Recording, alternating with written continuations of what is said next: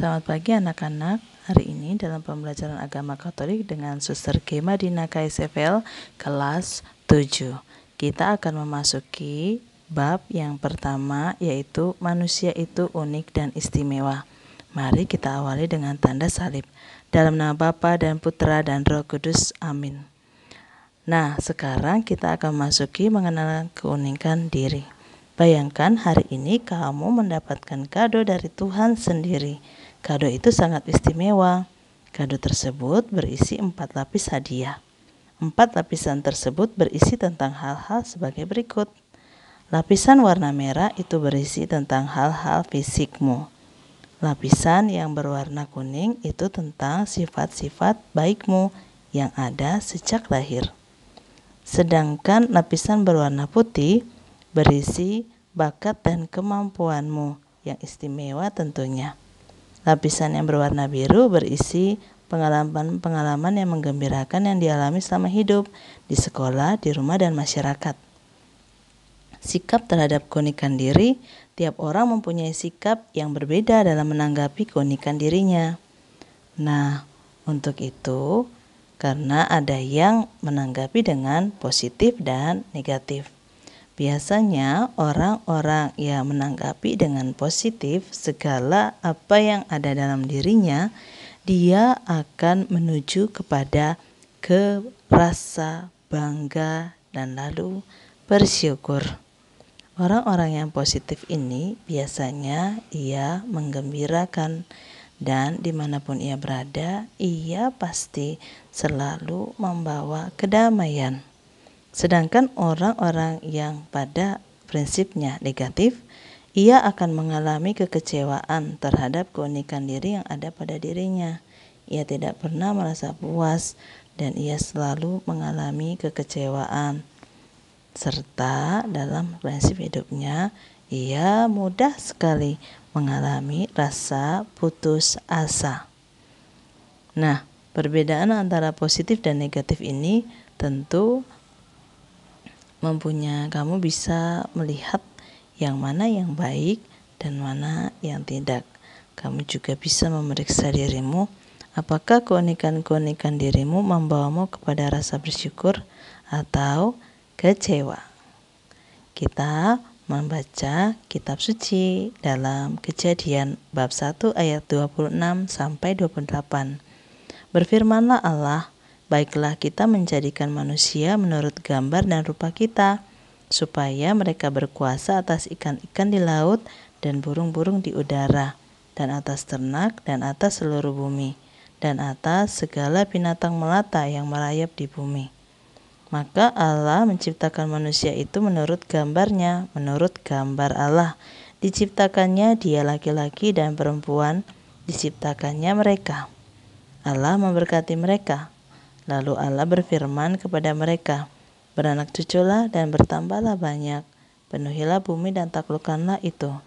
Berkuasalah atas ikan-ikan di laut dan burung-burung di udara, dan atas segala binatang yang merayap di bumi. Nah, ini kitab Kejadian bab 1 ayat 26 sampai 28 membicarakan tentang manusia yang unik. Nah, bagaimana kita refleksikan? Apa artinya ya? Artinya adalah manusia adalah citra Allah, di mana ia diciptakan segambar dengan Allah.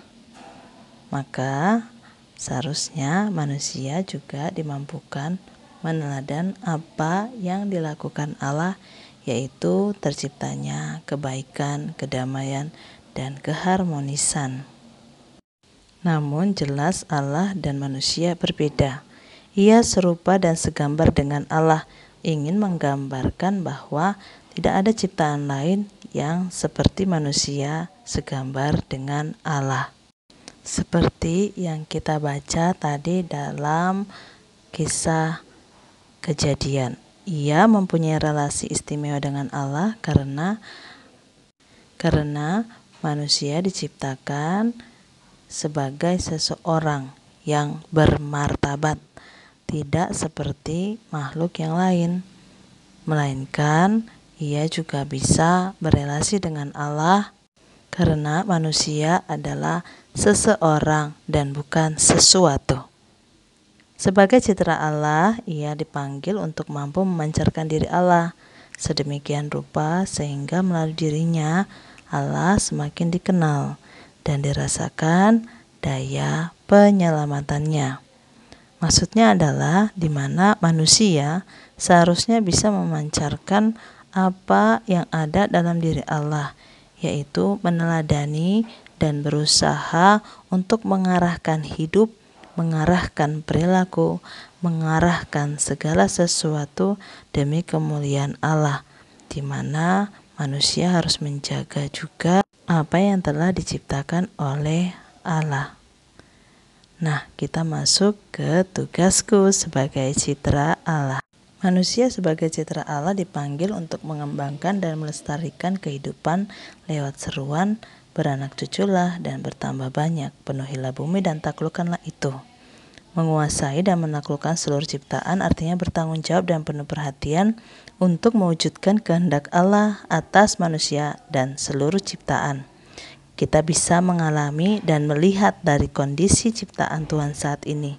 Ada bencana banjir, tanah longsor, kebakaran hutan, kelaparan, virus dan wabah penyakit, dan kepadatan penduduk yang banyak sekali menciptakan ketidakharmonisan atau kondisi ciptaan Tuhan saat ini sedang mengalami kerusakan yang sangat parah dan membutuhkan perhatian bagi kita manusia dan seluruh ciptaannya.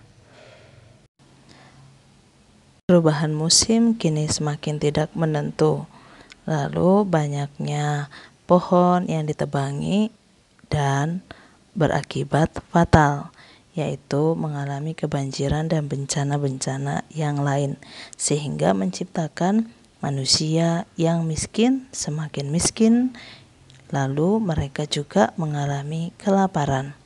Begitu juga wabah yang saat ini masih kita alami, yaitu COVID-19, di mana hal ini juga terjadi akibat dari ketidakseimbangan dan kondisi ciptaan Tuhan yang rusak. Panggilan dan tanggung jawab yang kita laksanakan sebagai manusia itu yakni tidak boleh bertindak sewenang-wenang. Manusia harus memelihara dengan bijak demi kebaikan kehidupan dan alam ciptaan sesuai dengan kehendak Allah. Manusia harus menjalankan panggilan tersebut hanya demi kemuliaan dan kebahagiaan manusia. Ukuran sesuai kehendak Allah tampak dalam kesadaran bahwa segala sesuatu diciptakan Allah dan terarah pada Allah sebagai penciptanya. Kalau kamu melihat kondisi yang memprihatinkan seperti ini, maka yang perlu dipikirkan adalah apakah kondisi semacam ini sesuai dengan kehendak Allah? Yuk kita lihat dalam kutipan kitab suci. Dalam kitab Kejadian bab 1 ayat 26-30. Berfirmanlah Allah, baiklah kita menjadikan manusia menurut gambar dan rupa kita, supaya mereka berkuasa atas ikan-ikan di laut dan burung-burung di udara, dan atas ternak, dan atas seluruh bumi, dan atas segala binatang melata yang merayap di bumi. Maka Allah menciptakan manusia itu menurut gambarnya. Menurut gambar Allah diciptakannya dia, laki-laki dan perempuan diciptakannya mereka. Allah memberkati mereka, lalu Allah berfirman kepada mereka, beranak cuculah dan bertambahlah banyak, penuhilah bumi dan taklukkanlah itu, berkuasalah atas ikan-ikan di laut dan burung-burung di udara, dan atas segala binatang yang merayap di bumi. Berfirmanlah Allah, lihatlah aku memberikan kepadamu segala tumbuh-tumbuhan yang berbiji di seluruh bumi dan segala pohon-pohonan yang buahnya berbiji, itulah akan menjadi makananmu. Tetapi kepada segala binatang di bumi dan seluruh burung di udara dan segala yang merayap di bumi yang bernyawa, kuberikan segala tumbuh-tumbuhan hijau menjadi makanannya. Mari kita merenungkan bacaan tersebut. Apakah makna dari bacaan tersebut dalam hidup kita? Kita hening sejenak.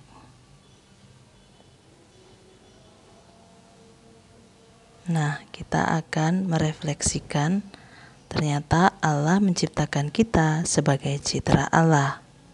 Panggilan di sini adalah kita sebagai manusia harus menempatkan sebagai citra Allah yang agung. Kita harus menjadi gambaran Allah itu sendiri, yakni merawat, melestarikan, mengembangkan, bukan untuk demi kepentingan sendiri sehingga tidak peduli dan merusak ciptaan lain. Manusia harus sadar dengan ini bahwa ia sebagai citra Allah yang istimewa adalah ia harus menjalankan atau meneruskan tugas, yakni melestarikannya. Allah telah memberikan kuasa untuk menaklukkan dan memelihara ciptaannya secara bijaksana agar kelak tidak mendatangkan bencana bagi manusia. Kita sering juga meninggalkan dan melupakan hal ini yang sering sekali dilakukan oleh manusia, yakni demi kepentingan diri sendiri saja atau egois. Kenyataannya manusia sering mengeluh atas berbagai bencana yang menimpanya. Bencana yang terjadi sekarang ini tidak sesuai dengan bencana Allah, karena pada saat Allah menciptakan semuanya dalam keadaan baik adanya. Nah, bagaimana dengan kita? Sadarkah bahwa kita mungkin terlibat atas terjadinya bencana tersebut? Maka marilah kita berubah. Secara khusus, kita bisa bergerak atau melakukan sesuatu perubahan yang baik. Contohnya, menempatkan sampah pada tempatnya, yaitu tempat sampah. Hal-hal yang kecil bisa juga apabila kita melihat tumbuhan kering, kita bisa mengambil air dan menyiramnya. Hal-hal kecil ini ternyata tanpa disadari kita telah melakukan tugas kita, yaitu melaksanakan, memelihara, dan mengembangkan seluruh ciptaan Allah. Nah, anak-anak, yuk kita kembali dengan sadar melakukan apa yang dikehendaki Allah kepada kita sebagai citranya. Lalu bagaimana sikap kita sebagai wujud tanggung jawab kepada Allah? Yakni kita mulai peduli pada lingkungan sekitar kita. Apabila ada sampah, tempatkan sampah pada tempatnya, yaitu tempat sampah. Dan apabila ada tumbuhan yang kering dan layu, kita siram ya. Kita tutup pelajaran kita dengan tanda salib. Dalam nama Bapa dan Putra dan Roh Kudus. Amin. Terima kasih anak-anak. Salam sehat.